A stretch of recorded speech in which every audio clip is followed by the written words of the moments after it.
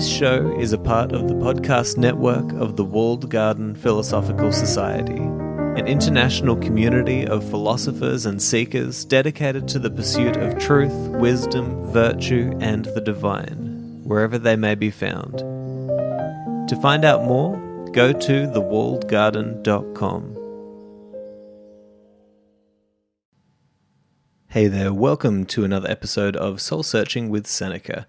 And today we are finally caught back up. I know I had to go back and revisit a few passages there that we kind of skipped over, but we're back into letter number 8 and up to verse 5. And I just wanted to focus on verse 5 today because there's a very interesting idea that Seneca gives us in here, and I'm probably going to get quite creative with my interpretation. You know, I've been learning a lot of different concepts and ideas lately, and I'm trying to pull them all together in a way, but what I hope is that at the borders of my creative approach, there's something resembling truth and wisdom that you can take away and use in your life. So we'll see, but I'm going to read this and we'll see what happens. So Seneca says the following, quote, "Hold fast then to this sound and wholesome rule of life, that you indulge the body only so far as is needed for good health. The body should be treated more rigorously, that it may not be disobedient to the mind. Eat merely to relieve your hunger, drink merely to quench your thirst, dress merely to keep out the cold, house yourself merely as a protection against personal discomfort. It matters little whether the house is built of turf or of variously coloured imported marble. Understand that a man is sheltered just as well by a thatch as by a roof of gold. Despise everything that useless toil creates as an ornament or an object of beauty, and reflect that nothing else except the soul is worthy of wonder. For to the soul, if it be great, naught is great." End quote.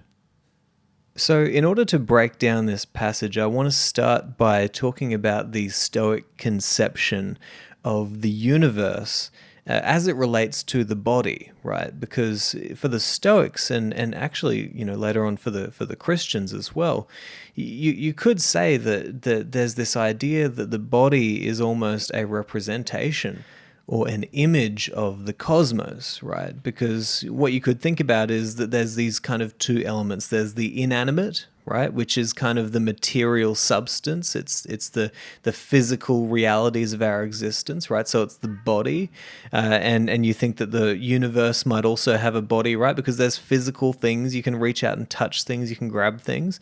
But then there's also the kind of spirit, you might say, that flows throughout all things and animates everything, right? So you look around you and it's not like there's just a whole bunch of material dropped here. It's like things are in motion. You know, you can move, you can think. You know, there are things moving about you constantly. The wind blows through and things move to and fro. And you think, what is that substance that animates the entire universe and makes it what the Stoics considered to be, this living, breathing organism? And so for the Stoics and for Seneca, you had this body element, right, which is the physical material, but then you also had the spirit, the soul, the mind of the universe, which was moving throughout all things and making everything flow into some sort of fated state of action. And the Stoics actually had a name or a word for this kind of substance that flowed throughout everything and animated everything around us, including ourselves, and they called it pneuma, right? And this was the substance, the spirit that flowed through everything. And what you also have to recognize as well is that they had this word logos, right, given to them by Heraclitus, I believe, a pre-Socratic philosopher, and carried on through other philosophers. But this word is essentially, you can think of it as truthful speaking, hearing, understanding, awareness, attention. This ability that we have, this strange ability that we have as human beings to be aware of the things that are happening around us and to almost have an insight, what the Stoics would have believed, an insight into the reason of the universal soul. And so the Stoics believed, and as Seneca would have, that we had this kind of spark of divinity within our soul, which was this kind of connection to the mind of God. You might think of it like that. I think that's an appropriate way to think about it. It's a connection and an understanding or an insight into the reason of the thing that is even bigger than us that we are a part of, which is this cosmos, this living, breathing thing. And so if we bring it back to what Seneca is discussing here, it's almost as if he's trying to bring the inanimate part of the world, or the body, into perfect harmony with the animate part of the world, which is the soul, or pneuma, or it's our divine spark, our divine connection to the consciousness of the whole and the reason of the cosmos, right? And so he's trying to bring those things into harmony, and one of the ways that he does that is by suggesting that, listen, the body should get what it needs, right? But the soul is the only thing deserving of your true focus, attention, and care. And there's a way that I've come to think about this recently, which I think is helpful. It's helpful for me, and maybe it'll be helpful for you. But you might think that, the Stoics had this idea of external and internal, right? And I want to throw an idea out here to you. So you look out on the world and you see all of this great complexity. If you don't see the complexity, then you haven't opened your eyes wide enough, right? There's complexity everywhere. You think about all the work that had to go into making the carpet below your feet, right? And it's like, oh my gosh, you can't even comprehend how complex and amazing and insane it is that you can look out on the world and you can see all of this stuff happening around you, and everything is kind of just in motion happening, right? And so you think, well, you could focus all of your efforts out here trying to explore the world around you, and we do that, right? We're constantly exploring the world around us, trying to figure out what it is, where we are in it, and what we are, and how we're moving through this strange place. And so there is an infinite complexity when you look out, right? But then you think, well, hang on, what if I look within? And again, if you open your, internal eyes wide enough, you'll realize that when you look within yourself, that world is just as vast, as complex, as strange, as insane, right, as the external world which you see when you look out. And so you're kind of this strange being, right? You've got this kind of mind, this spark of divinity, which the Stoics would have said, which is kind of in between these two worlds, what you might call the external world and the internal world. And what Seneca is trying to get us to see is that the body should be taken care of, yes, and it should have what it needs, yes, but our true focus, pull it right back into the soul, and here's why. We can bring in the idea of the dichotomy of control brought to us by Epictetus, which is this idea that, you can run around playing games in the external world your whole life thinking that that's going to make a difference. But if you really think about it, where is the root, the seed of everything that you see in that external world? The seed, the root, leads right back down deep into your soul. It's the thing that is giving you inspiration. It's the thing that is allowing you to see, to conceptualize. It's your conscience, right? It's the consciousness that lives within your body, which also connects you to the universal consciousness, or to the Stoics, universal reason, right? So you have that spark within you that connects you to that universal reason. And the way that you listen to that is by focusing on your soul, by wondering about your soul. Why is it that I can think? What does that mean? What does it mean that I perceive? What does it mean that I can know something? Can I know something?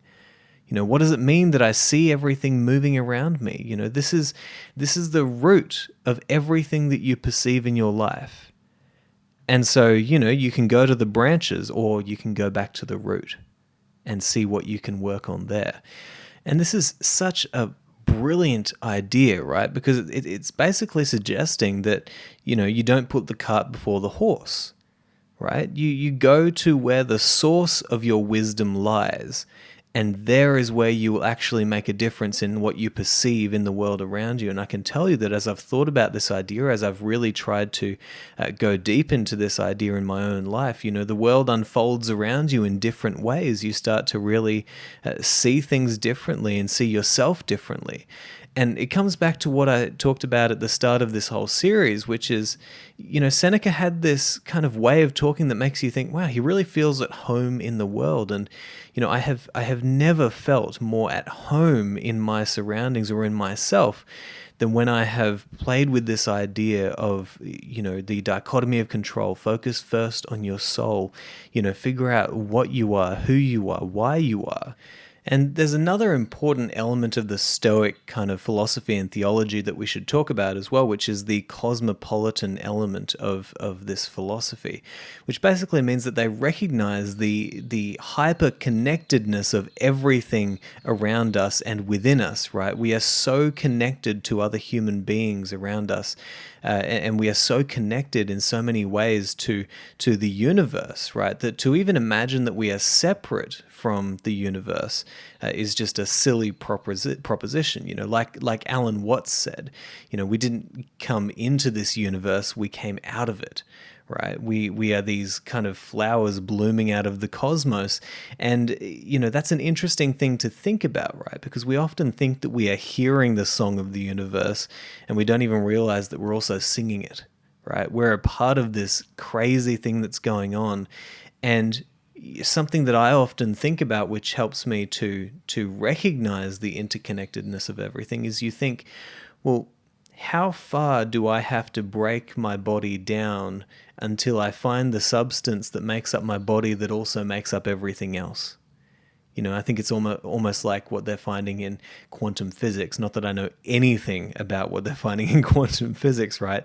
But it's like these waveforms, which, to me seems no different to the idea of like spirit, which flows through all things and animates everything, right? It's just that we're now discovering this strange thing that moves through all things and animates everything. But again, I'm probably butchering so much of that, so please don't take my word for it. But, when you realize that you are a part of this grand cosmos and that you have this strange spark of divinity within you that connects you to the whole, that connects you to the reason of everything else that happens, it can give you a great confidence to know that you have always and will always have what you need in order to move forward and to face the potential of your life, right? And to make something of it. And so I love this idea that, the one thing truly deserving, if we could put our focus and our attention and our care anywhere